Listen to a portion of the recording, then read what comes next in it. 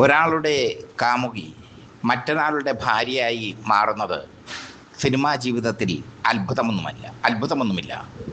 അത് സിനിമാ ജീവിതത്തിൻ്റെ ഭാഗമാണ്, സെലിബ്രിറ്റികളുടെ ന്യായമാണ്. ഐശ്വര്യ റോയ് ഒരു കാലത്ത് സൽമാൻ ഖാൻ്റെ കാമുകിയായിരുന്നു. പിന്നീട് അഭിഷേക് ബച്ചനെ വിവാഹം കഴിച്ചു. സൽമാൻ ഖാൻ ഐശ്വര്യ റായിയുടെ സ്മരണയിലാണ് അവിവാഹിതനായി തുടരുന്നത് എന്നാണ് ബോളിവുഡ് സംസാരം. അതുപോലെ ഒരു കാലത്ത് നളിനി എന്ന നടി മോഹൻ എന്ന് പറയുന്ന സൂപ്പർ സ്റ്റാറിൻ്റെ കാമുകിയായിരുന്നു, എല്ലാമായിരുന്നു. നളിനി മലയാളത്തിലും തമിഴിലും കന്നഡത്തിലും തെലുങ്കിലും ഒക്കെ സൂപ്പർ നടിയായിരുന്നു. തമിഴ്നാട്ടിലാണ് നളിനി ജനിച്ചത്. പിതാവ് നൃത്ത സംവിധായകൻ മൂർത്തി, അമ്മ പ്രേമ നർത്തകി. 7ാം ക്ലാസ് വരെ പഠിച്ച നളിനി സിനിമയിലേക്ക് എത്തി. മൂർത്തിയുടെ സ്വാധീനം നളിനിയെ എളുപ്പത്തിൽ സിനിമയിൽ എത്തിച്ചു. നളിനി അതിവേഗമാണ് തമിഴ് സിനിമയിൽ നിറഞ്ഞാടിയത്. ഗ്ലാമർ പ്രദർശനത്തിന് ഒട്ടും മടി കാണിക്കാത്ത നളിനി തമിഴ് നിർമ്മാതാക്കളുടെയും സംവിധായകരുടെയും ഇഷ്ടനടിയായി മാറി. അക്കാലത്താണ് തമിഴ്നാട്ടിൽ മോഹൻ ഒരു താരമായി കുതിച്ചുയർന്നത്. കന്നഡക്കാരനാണ് മോഹൻ. കന്നഡയിൽ കോകില എന്ന കന്നഡ സിനിമയിൽ അഭിനയിച്ചുകൊണ്ട് അരങ്ങേറ്റം. പിന്നീട് തമിഴ്നാടാണ് മോഹനെ ഏറ്റെടുത്തത്. Mohan mike Mohan, Kokila Mohan, silver jubilee Mohan എന്നൊക്കെ അറിയപ്പെട്ടു. മോഹൻ അന്ന് യുവതികളുടെ ഹരമായിരുന്നു. മോഹൻ നളിനി ജോഡികൾ തമിഴ്നാട്ടിൽ തരംഗമായി മാറി. മോഹനുമൊത്ത് ഇഴുകിച്ചേർന്നുള്ള രംഗങ്ങളിൽ അഭിനയിക്കാൻ നളിനിക്ക് പ്രത്യേക താല്പര്യമായിരുന്നു. മോഹൻ അങ്ങനെയായിരുന്നു. ഒരുപാട് നടിമാരുമായി പ്രണയം പുലർത്തിയിരുന്ന താരം. പൂർണിമ ജയറാമും മോഹനുമായുള്ള പ്രണയമൊക്കെ ഗോസിപ്പുകളിൽ നിറഞ്ഞതാണ്. നളിനിയും മോഹനും തമ്മിൽ 10ഓളം ചിത്രങ്ങളിൽ ഒരുമിച്ച് നായികാനായകന്മാരായി അഭിനയിച്ചു. എല്ലാം ഹിറ്റ്. അതോടെ നളിനി മോഹൻ ജോഡികൾ തമിഴ്നാട്ടിൽ ഹരമായി മാറി.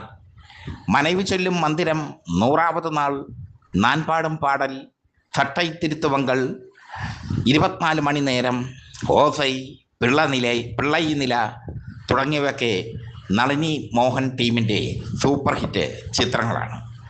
അതോടൊപ്പം തന്നെ വിജയകാന്തിൻ്റെയും രാമരാജൻ്റെയും ഒക്കെ കാർത്തികിൻ്റെയും ഒക്കെ നായികയായി നളിനി അക്കാലത്ത് അഭിനയിച്ചു. മോഹനും നളിനിയും തമ്മിലുള്ള ബന്ധം അക്കാലത്ത് തമിഴ് മാധ്യമങ്ങൾ ആഘോഷിച്ചു.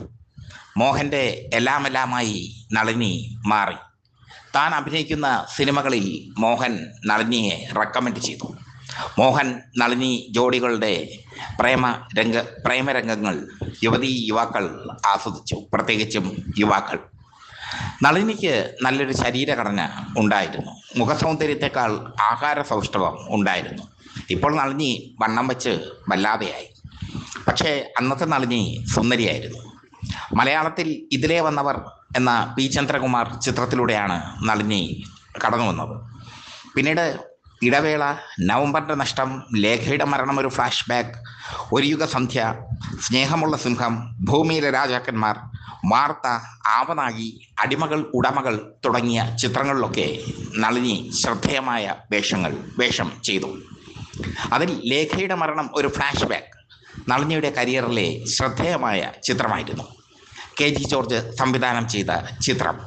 നടി ശോഭയുടെ ദുരൂഹ മരണത്തെ ആസ്പദമാക്കി KG ജോർജ് ഒരുക്കിയ ഈ ചിത്രം കലാപരമായും സാമ്പത്തികമായും വിജയിച്ചു. സ്നേഹമുള്ള സിംഹത്തിൽ മമ്മൂട്ടിയുടെ ജോഡിയായി നളിനി. ഭൂമിയിലെ രാജാക്കന്മാരിൽ മോഹൻലാലിൻ്റെ ജോഡിയായി നളിനി. വാർത്തയിലും മോഹൻലാലിൻ്റെ ജോഡിയായി. ആവനാഴിയിൽ മമ്മൂട്ടിയോടൊപ്പം അഭിനയിച്ചു. അടിമകൾ ഉടമകൾ എന്ന ചിത്രത്തിൽ മമ്മൂട്ടിയുടെയും മോഹൻലാലിൻ്റെയും ജോഡിയായി നളിനി അഭിനയിച്ചു. പൊന്നും വിലയായിരുന്നു അക്കാലത്ത് അവർക്ക്. മോഹൻ ഉപേക്ഷിച്ചത്, മോഹൻ ഒരു പൂവിൽ നിന്ന് മറ്റൊരു പൂവിൽ തേൻ നുകരുന്ന വണ്ടിനെ പോലെയായിരുന്നു. ഒരു കമലഹാസൻ്റെ മറ്റൊരു ജൻസായിരുന്നു മോഹൻ. അക്കാലത്ത് മോഹൻ എയ്ഡ്സ് ഉണ്ടെന്ന് വരെ തമിഴ് മാധ്യമങ്ങൾ എഴുതി. കാരണം സ്ത്രീകളുടെ കാര്യത്തിൽ മോഹൻ വളരെ വീക്ക്നെസ് ആയിരുന്നു. നളിനിയെ ഒരു ഘട്ടം കഴിഞ്ഞപ്പോൾ മോഹൻ താഴ്ന്നു. നളിനി ആകെ ദുഃഖിതയായി മാറി. ഈ കാലത്താണ് രാമരാജനുമായി നളിനി പ്രണയത്തിലാവുന്നത്. രാമരാജൻ തമിഴിൽ ശ്രദ്ധേയനാകുന്നത് കരകാട്ടക്കാരൻ എന്ന ചിത്രത്തിലൂടെ. കരകാട്ടക്കാരൻ തമിഴ്നാട്ടിൽ 250 ദിവസമാണ് പ്രദർശിപ്പിച്ചത്. A class, B class, C class സെൻറ്ററുകളിലൊക്കെ കരകാട്ടക്കാരൻ തരംഗമായി മാറി. അതിലെ പാട്ടുകളും രാമരാജൻ്റെ നൃത്തവും കരകാട്ട നൃത്തവും ഒക്കെ ഇപ്പോഴും തമിഴ് പ്രേക്ഷകർ കോരിത്തെരിപ്പോടെ ഓർക്കുന്നു. രാമരാജൻ നളിനിയെ ചതിച്ചില്ല.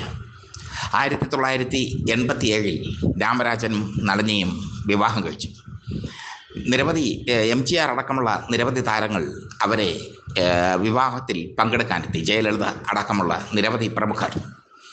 2000 രാമരാജനും നളിനിയും വിവാഹമോചിതരായത് നടക്കുന്ന ഒരു വാർത്തയായിരുന്നു തമിഴ് സിനിമാ ലോകത്ത്. അതുവരെ സംതൃപ്തരായ ദമ്പതികളായിട്ടാണ് ഇരുവരെയും കണ്ടിരുന്നത്.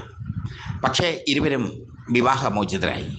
അതിൻ്റെ കാരണം നളിനി പിന്നീട് വെളിപ്പെടുത്തി. കരകാട്ടക്കാരന് ശേഷം 2-3 ഹിറ്റുകൾ രാമരാജൻ നൽകിയെങ്കിലും നളിനിയുമായുള്ള വിവാഹശേഷം ബോക്സ് ഓഫീസിൽ രാമരാജൻ ചിത്രങ്ങൾ പരാജയമായി മാറി.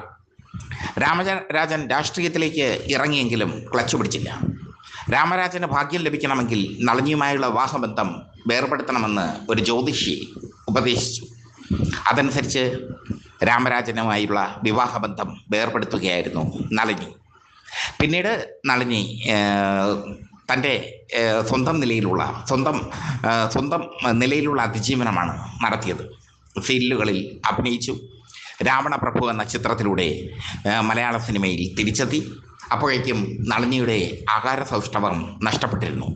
വല്ലാതെ തടിച്ചു പോയിരുന്നു നളിനി. തമിഴ് സീരിയലുകളിൽ ഇപ്പോഴും സജീവമാണ് അവർ. രാമരാജനുമായി നല്ല സൗഹൃദം കാത്തു സൂക്ഷിക്കുന്നു അവർ. ഇരുവരും പിരിഞ്ഞെങ്കിലും മാതൃകാപരമായ ഒരു പിരിയലായിരുന്നു അത്. ഇരുവരും അന്യോന്യം ചെളിവാരി എറിഞ്ഞില്ല. പിരിയലിൻ്റെ കാരണം അന്ന് അന്വേഷിച്ച മാധ്യമപ്രവർത്തകരോട് മനസ്സ് തുറന്നില്ല. ജ്യോതിഷിയുടെ നിർദ്ദേശപ്രകാരമായിരുന്നു ആ പിരിയലെന്ന് വർഷങ്ങൾക്ക് ശേഷമാണ് ഒരു അഭിമുഖത്തിൽ നളിനി വെളിപ്പെടുത്തിയത്. എന്തായാലും നളിനിയുമായി പിരിഞ്ഞ ശേഷം തമിഴ് സിനിമയിൽ രാമരാജന് വലിയൊരു ഉയർച്ചയൊന്നും ലഭിച്ചില്ല എന്നതും യാഥാർത്ഥ്യം. രാമരാജൻ പതിയെ തമിഴ് സിനിമയിൽ നിന്നും ഔട്ടായി. രാമരാജൻ്റെ ഒരു പ്രത്യേക കാറ്റഗറിയിലുള്ള കഥാപാത്രങ്ങളെ മാത്രമേ ചെയ്യാൻ സാധിക്കുകയുള്ളായിരുന്നു. അതായിരുന്നു രാമരാജൻ്റെ ദൗർബല്യവും. അതുകൊണ്ടായിരുന്നു രാമരാജൻ പെട്ടെന്ന് ഔട്ടായത്. എന്തായാലും നളിനിയും രാമരാജനും 2 ധ്രുവങ്ങളിൽ ജീവിക്കുന്നു. അവരുടെ മക്കളുടെ വിവാഹമൊക്കെ കഴിഞ്ഞു. പഴയകാലത്ത് മോഹനമൊത്ത് ഉണ്ടായിരുന്ന ബന്ധം നളിനി ഓർക്കുന്നുണ്ടോ എന്ന് ഒരു ചോദ്യം ചോദിച്ചാൽ ഓർക്കുന്നില്ല എന്ന് പറയാനായിരിക്കും നളിനിക്ക് ഇഷ്ടം.